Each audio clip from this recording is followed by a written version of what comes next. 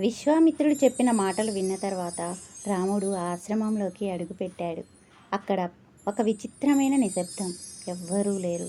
కానీ ఒక శాపం భారంగా అనిపిస్తోంది. విశ్వామిత్రుడు మెల్లగా అన్నాడు, రామ, ఇక్కడ గౌతమ మహర్షి భార్య అహల్య శాపగ్రస్తురాలై ఉంది. ఒకప్పుడు అహల్య అపూర్వ సౌందర్యం కలిగిన స్త్రీ. కానీ ఒక తప్పిదం వల్ల గౌతమ్ మహర్షి ఆమెను శపించాడు. నీవు ఎవరికీ కనిపించకుండా ఇక్కడే ఉండాలి అని. అప్పటి నుండి అహల్య ఈ ఆశ్రమంలోనే అదృశ్యంగా పశ్చాత్తాపంతో కాలం గడుపుతోంది. విశ్వామిత్రుడు రాముని చూసి అన్నాడు, నీ పాదస్పర్శతోనే ఆమెకు విమోచనం లభిస్తోంది. రాముడు మెల్లగా ముందుకు నడిచాడు. ఆ పవిత్ర పాదాలు ఆ నేలను తాకగానే అద్భుతం జరిగింది. శాపం తొలగిపోయింది. అహల్య తన నిజరూపంలో ప్రత్యక్షమైంది. ఆమె ఆనంద భాష్పాలతో రాముడికి నమస్కరించింది. అదే సమయంలో గౌతమ్ మహర్షి కూడా అక్కడికి చేరుకున్నారు.